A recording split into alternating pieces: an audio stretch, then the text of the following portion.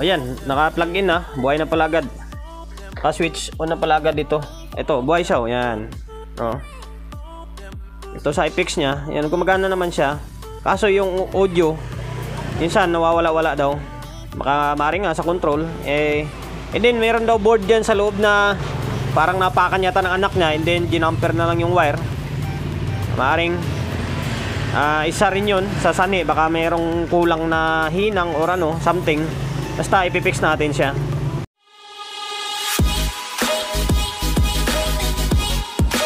Welcome to my vlog. Alala ko, wala pala akong pang content ngayong araw. Kalimutan ko, wala na pala akong nagawang video eh. Ito, 6:43 ng gabi. Madilim na talaga sa labas oh. Yun, dahil wala akong may content. Ito, singit muna ito. Ito, meron akong merong dinala rito si Tomer, mixer. Ito, mixing console. Sabi sa akin, Maki. Pero parang wala akong nakitang pangalan ng Maki. Tingnan ko mamaya sa likod. Ayan. Bali, ang nakalagay is 12 channel. Pero ito, 5, 6, 7, 8 and 9, 10, 11, 12 is naka-dual na siya. And 1, 2, 3, 4 is naka-individual.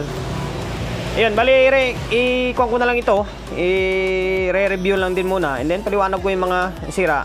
By the way, salamat sa mga customer ko na kahit malayo, dinadala dito sa my shop ko. And then, para magpayos ng kanilang mga unit.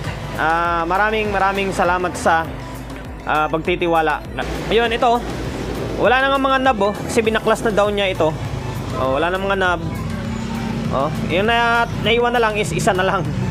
Tapos ang issue daw nito ay humina daw yung tunog, and then yung mga effects medyo nawala na. Yun, pero buhay pa ito, gumagana pa, may power pa naman siya.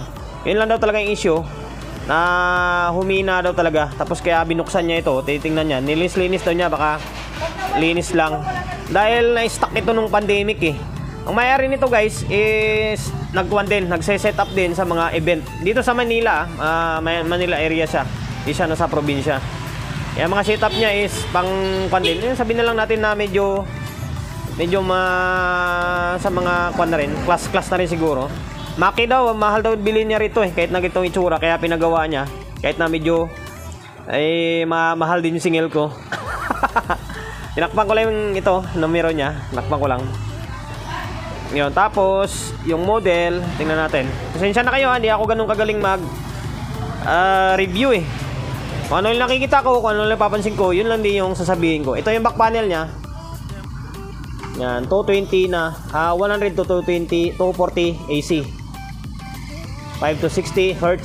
Tapos Pro FX 12 channel. Siguro yan, professional mic line mixer. Yan. Tapos dito gawa ng USA talaga oh. Design and wooden bill. Sana hindi tayo makapiright. Manufacturer, pero gawa ng China na siya. Prangkisa lang ng US pero gawang Nachi. Iyon. Dalawa naman daw yung mixer niya eh. Ito pang reserva daw niya ito or kapalitan.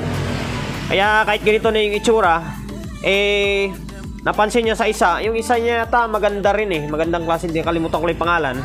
Ito guys disclaimer, pasensya na kung ito medyo makwento ako or medyo madaldal ba, kasi marami nagko-comment dyan sa my comment section na puro daw ako daldal. Simulan ko na daw yung gawa dapat ng pag-video.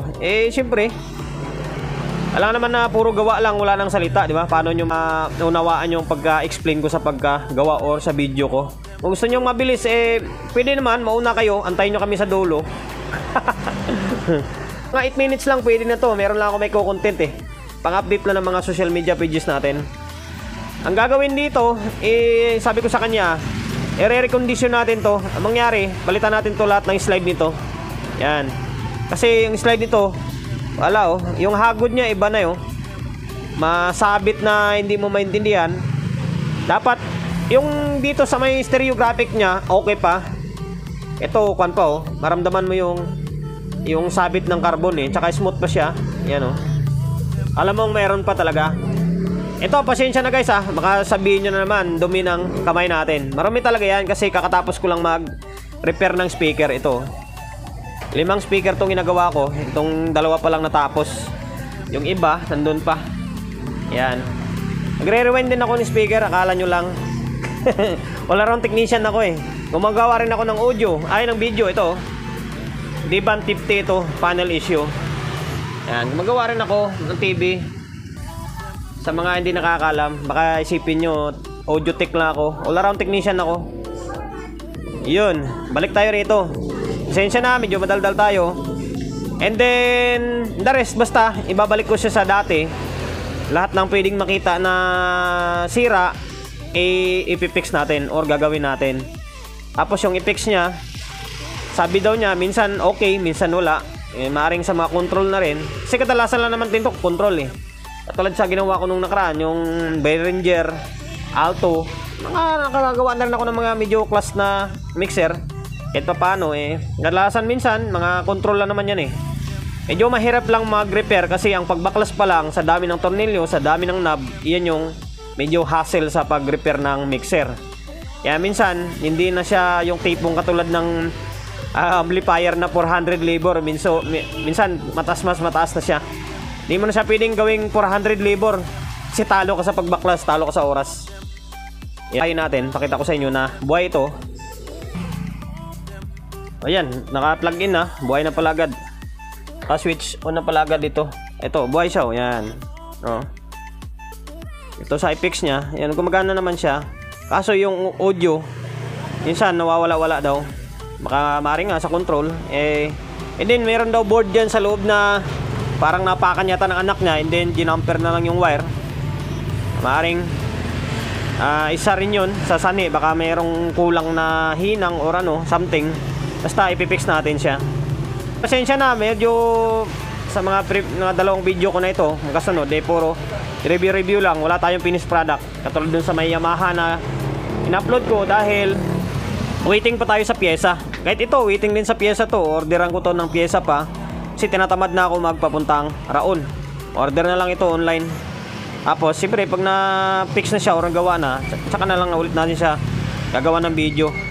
Pahingala ako sa may power amp ngayon guys kasi halos sa 2 linggo ko na gawa ng power amp. Naka 5 yata ako. Medyo nabugbog yung katawan ko. Nagasakit ako, nagatrangkaso. Ito, meron pa nga ako rito. Yung sunod video, papakita ko sa inyo ito.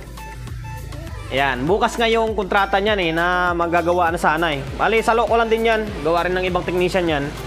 Ipipix ko lang ng mga problema dyan. Wala sabi ko, singit mo na ng ibang gawa.